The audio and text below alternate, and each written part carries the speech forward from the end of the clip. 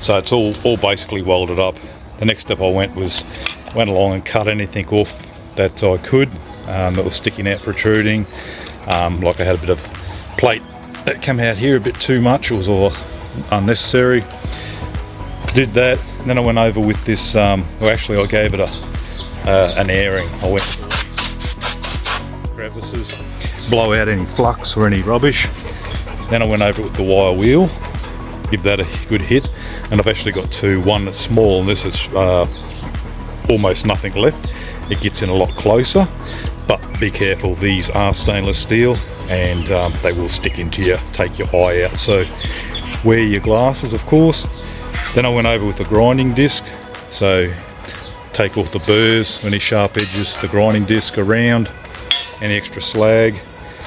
Flappy wheel, you can use that, they're pretty good to help take the sharp edge off, or rust. I went over all this with the excess rust off it, and then I went over with the file. So file, you can get into the corners if you don't have a wire brush or another tool to really get in there, get any rubbish out, and go over any of your edges of that are just feel them gently with your hand, that not make it so it's not sharp. Then it's all done, and then it's just a case of blowing it off with air if you happen to have air, and it's ready to prime or clean it down and paint. Okay, so another really good tip is when you're about to spray paint anything, the floor. Really give the floor a good hosing out, so it's damp when you go to spray, or you can hit it with the air, get all the dust in that because it's going to circulate throughout around the air. I'm not too fussed about hosing the floor down. I've given it a good go with the air gun. I'll shut the roller door when I'm doing it and go from there. So I'm going to use a wax and grease remover just to clean it all down, get all any grease fingerprints off so the paint will stick. And the you can actually go over this with a light sand like Scotch-Brite that you use for your dishes, like a green. You can go over and yeah, roughen the edge up so it'll stick a lot better to it as well. So I've got it hung up and I've just gone over with some etch primer, the whole thing. Just a good epoxy, well this is an etch primer, or an epoxy etch primer is really good. Just to go over any areas that were still metal, let that cure for at least 10-15 minutes. And I'm going to mix up my paint here. What was I going to say? Oh, I've got on my wrist. Make sure you've got a respirator on, face mask, so you're not breathing this in. These cups you can buy from a hardware store for, I don't know what, like $1 each or something like that. They're really good. Get yourself some sort of a stirrer that's clean, some sort of a mixer. Wipe that down.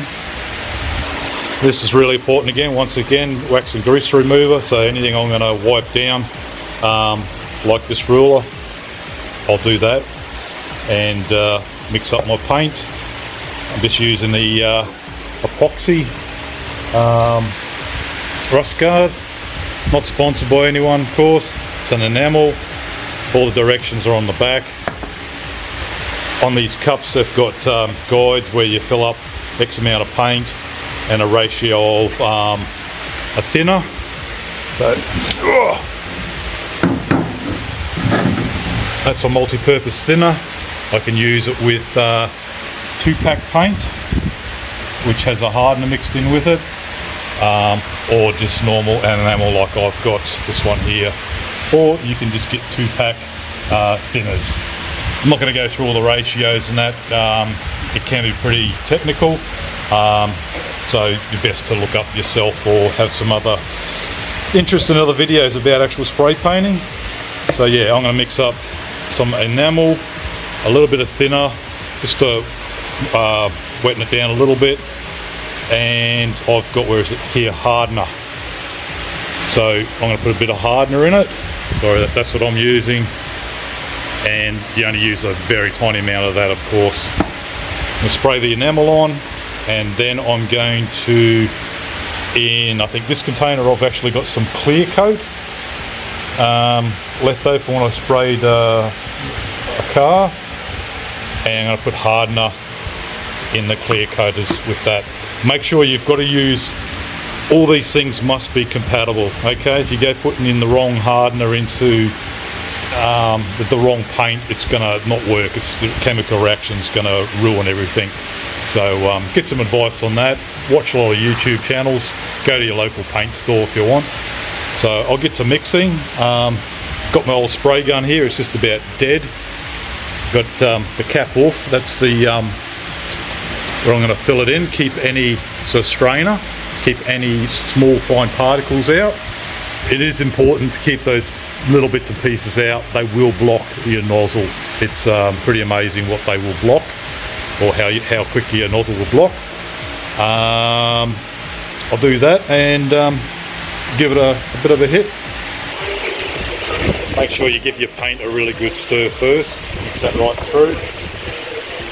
So as an idea, I just had 200 mils of paint left, and I'm going to put some thinners in. I'm going to put 100 mil of thinners in with this.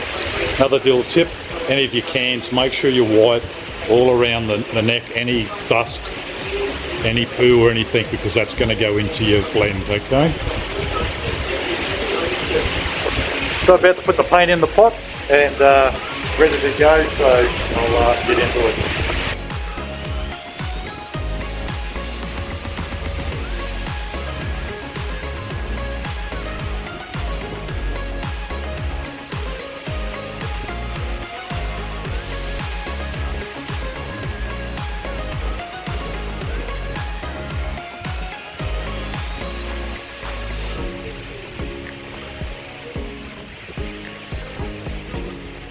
I'm going to reuse that, so I'll put in a cover on it to keep any rubbish out.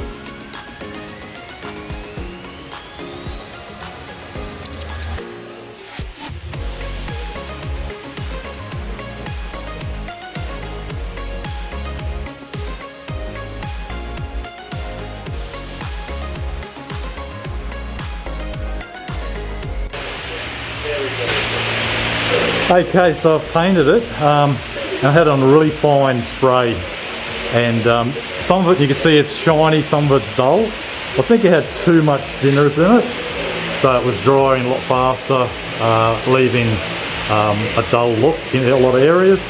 But I'm going to go over the clear, and that'll bring that all back out again. Okay, so I used about 300 mils, so 200 of paint. Reducer was about 100, so all thinner, and then some hardener. And I'm going to use about the same with the clear coat, and see how it goes. If the paint fries up or wrinkles or goes splotty or whatever, stop straight away, because it's something's wrong.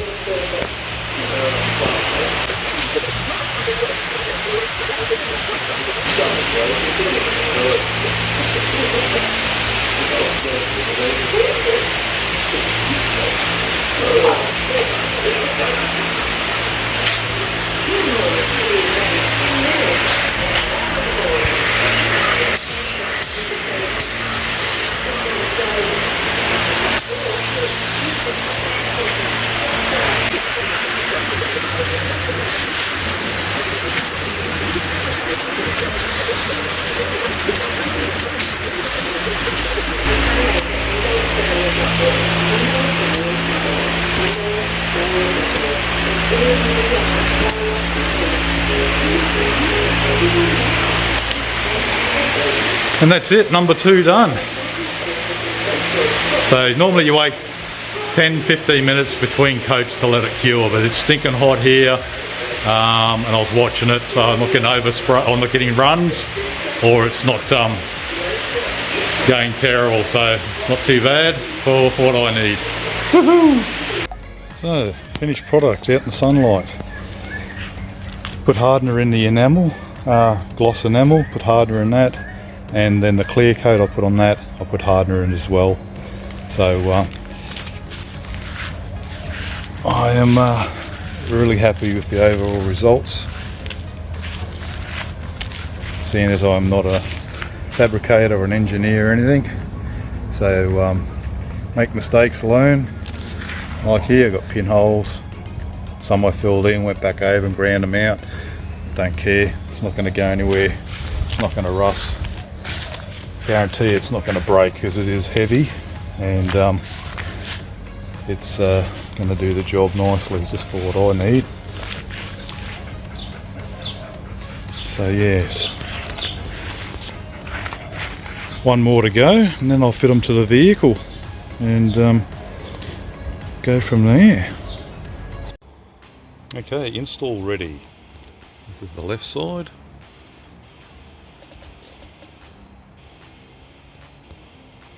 Two of these brackets are the same, just the front one I had to modify it to mount onto the existing bolts that are under the chassis there.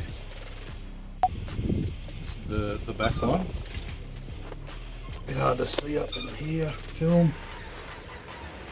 I got 2 bolts on that one, and it was very snug, very snug. Where are we? Plate up in there. I think I'm showing the right spot. Yeah. And then we've got the middle one, same thing, don't know how good the shot is. It's very snug as well. And then the front one here. Just got to back this one off and add a washer. Had to cut those bolts down a little bit. That's sort of how it's fitting up underneath the front one.